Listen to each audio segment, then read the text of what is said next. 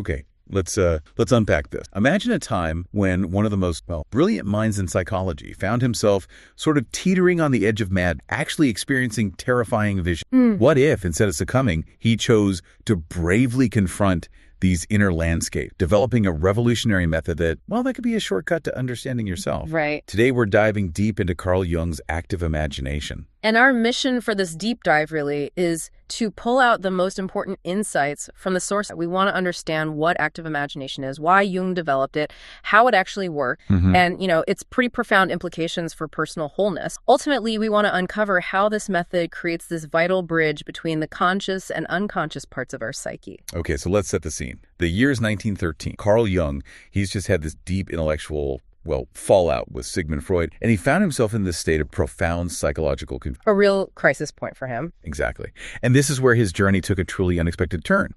Stripped of his theoretical framework, he began experiencing what he feared might actually be madness, these apocalyptic visions. Yeah. Like Europe drowning in a sea of blood, which is just chilling. It really is. And it was this terrifying premonition that chillingly manifested as the Great War the very next year. So he's faced with this choice, right?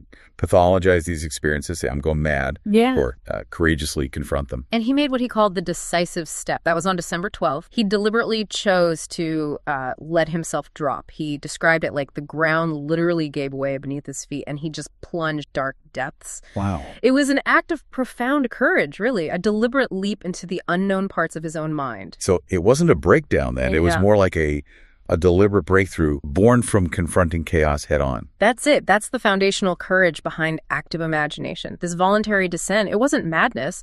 It was the beginning of his most revolutionary contribution to psychology. It was his direct confrontation with the unconscious, born from this collapse of his identity, and it led to these strange, voice-haunting images. So what really stands out here, for me at least, is how Jung, instead of just suppressing these intense inner experiences, which many would do, right, he chose to turn towards, to actually speak with these inner figures, allow them space. He believed that if we ignore the soul, which, speaks in symbols, we invite chaos into our lives. It manifests as moods or projections, compulsions, or maybe relationships we just can't understand. The unconscious, if you leave it unengaged, it doesn't just appear, it erupts. And that's precisely why he developed active imagination then. Yeah. As this conscious, deliberate method to build that vital bridge. Exactly. To build a bridge to the unconscious, letting us engage with it sort of on our own terms. Okay. At its essence, it's a way of connecting that sunlit, ordered world of the ego, that part of us that handles daily reality, our conscious I, with the vast twilight wilderness of forgotten memory, primal instinct, and these archetypes.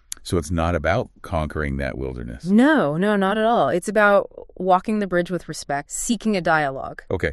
But it's important to clarify what it's not, right? Absolutely crucial. It's not just daydreaming. It's not general creativity or even lucid dreaming, though it might sound similar. Right. It's a deliberate descent into the inner world, but, and this is key, without losing contact with waking. Okay, so you need to surrender control, but not awareness. Exactly. Surrendering control without surrendering awareness. It's a very precise mental. That's a powerful distinction, that idea of controlled surrender. What strikes me as really fascinating here is the role of the ego. It sounds almost paradoxical. It really is. The ego has to be simultaneously an impartial observer, just watching the inner drama unfold. Okay. An active participant actually entering the scene with authentic reaction, and a restraining force, preventing the conscious mind from just taking over and controlling the narrative. So wait, the ego has to do three things at once? That sounds hard. It is. That dual awareness is probably the most challenging. Can you give us an example? Like, how does that dual awareness play out in practice? Sure. Imagine you're dialoguing with, say, an anger figure that's come up. Okay. The work is to feel the anger often, really feel it, while also holding the awareness, okay, I am feeling immense anger, and I am in a dialogue with the part of my psyche that embodies it. I won't be consumed by it, but I won't dismiss. You're both in the scene and observing yourself. So it's engaging with the raw emotion, but with that conscious aim. That makes. And you mentioned earlier the unconscious speaks in symbols. How does that? Well, the unconscious doesn't speak our logical, linear language. It speaks in this primordial tongue of image. And these images are symbols. Nice symbol. The word comes from the Greek symbolon, meaning to throw together. A symbol joins the known and the unknown, the conscious and the unconscious. It's alive, A vessel pregnant with meaning that you can never fully exhaust. And the most potent symbols, they express archetypes. So if the unconscious speaks in images and those images are symbols, how do archetypes fit in? Are they like the source of those symbols or more like universal templates? They're precisely those universal inherited patterns of the human spirit. Jung called them the instincts of the imagination. Instincts of the imagination. I like that. Yeah. They appear across all cultures, all ages, in myth, art, dreams. They carry this numinous quality. Numinous, meaning? Like awe-inspiring, almost sacred feeling. They feel both strangely new and yet somehow deeply familiar. Often they appear with features recognized by, well, all of humanity, like the wise old man or the great mother. And in active imagination, you actually meet these patterns as figures. As living figures, yes. They feel autonomous, independent of your will. Encountering them often brings the sense of awe. They might speak with an authority that transcends your own knowledge. Wow. Because each one is really a face of the self, appearing when its specific wisdom is needed for that journey toward wholeness. That's a profound idea. Faces of the self offering wisdom. Is there like a typical progression or maybe a common first figure someone might meet? Well, often the first to greet you is your shadow. The shadow. Yeah. The parts of ourselves we've disowned. Exactly. Acknowledging it without judgment is often the initial test of courage, and maybe the most challenging. And after confronting the shadow, what comes next? Deeper in, you might encounter your anima or animus, your inner feminine or masculine counterpart. Oh. They often act as a soul guide, challenging your maybe one-sided conscious attitude. This figure might then lead you towards the wise old man or woman archetype. Offering guidance the ego lacks. Precisely. Or it could even force a confrontation with the trickster figure. The trickster. Why would you need that? Well, sometimes its chaotic energy is needed to break down rigid structures, you know, to shake things up. Jung himself encountered a figure named Philemon.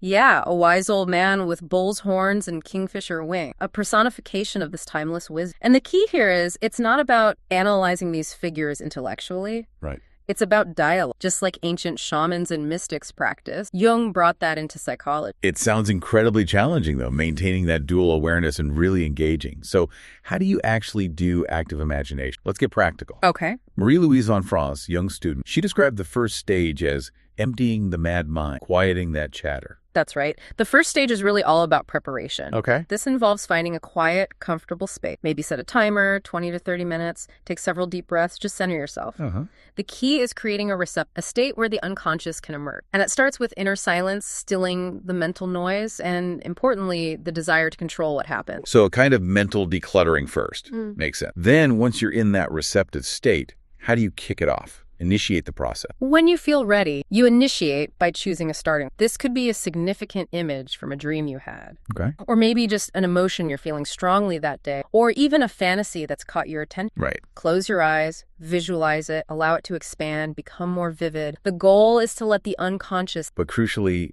while maintaining that conscious awareness. Exactly. You don't invent it, you follow it. Like watching a film only. And then comes the core of the work, Right. The engagement, where the dialogue actually begins. Precise. This is the heart. You enter into a living dialogue. You might offer a question, something simple like, what have you come to tell me? Okay. Then you listen. You wait for a response that feels like it's not of your own making. It just arises. And this requires that dual awareness. Absolutely. Being both the actor in the drama and the audience watching it unfold. So if a terrifying figure appears, say a great wolf, the work is to remain in the scene, feel the fear authentically, really feel it, and from that place ask, I see you, I am afraid, what is your nature, why have you come? So you don't run away, metaphorically speaking. You try not to. If you feel resistance, or if that boundary between observer and participant starts to dissolve, you gently pull back. Maybe use an internal statement like, I am the one experiencing this, I am not this. Right. What if the emotion gets overwhelming? The fear or sadness? Good question. If it becomes overwhelming, you anchor yourself back in the present moment. Open your eyes, feel the chair beneath, take some deep breaths. Remind yourself, this is an inner world I'm exploring. You can always pause. That sounds incredibly intense yet Yeah. vital.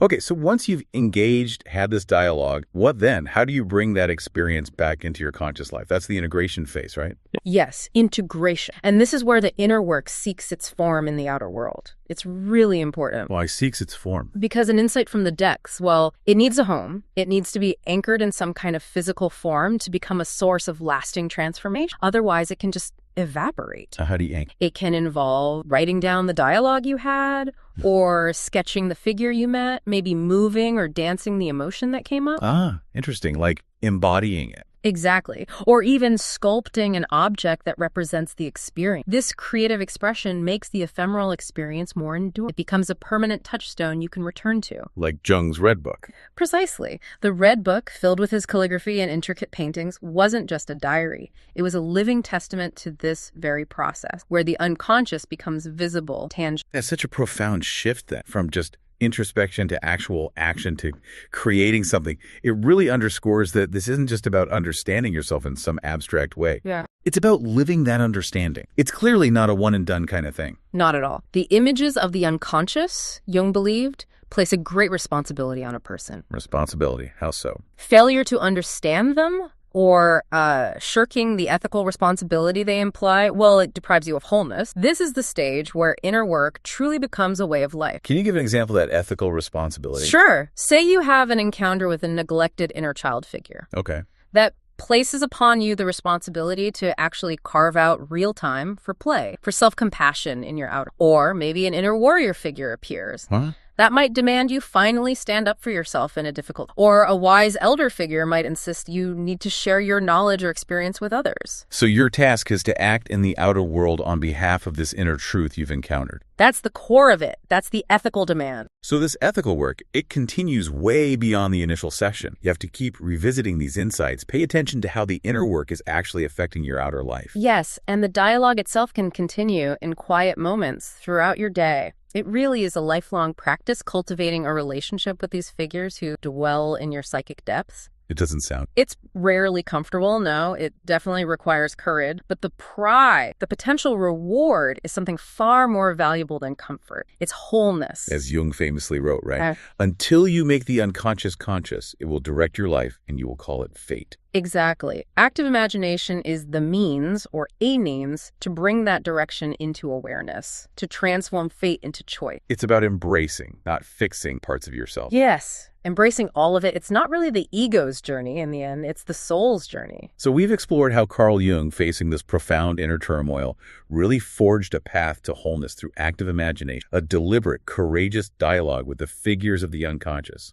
It's a powerful reminder, isn't it, that our inner world holds this immense wisdom if only we're brave enough to listen. So the question for you, listening, might be, what stands out to you about this journey? Consider maybe what modern life, with its, culture of distraction and speed, what might it be missing by devaluing solitude and that kind of inner work, inner strength? How might we all benefit from making space for our psyche to allowing us maybe to remember who we've always been down? And if this deep dive has sparked your curiosity about exploring your own unconscious, well, our sources mentioned the Mirror app. Right. Which apparently offers a system based on these Jungian methods. It aims to guide you step by step, letting you interact with inner figures, using AI, even spot patterns across your active imaginations, or help interpret dreams, something to look into perhaps. Interesting application of the principles. Definitely. Okay, that's our deep dive for today. We hope you feel a little more well-informed and perhaps, inspired to look inward.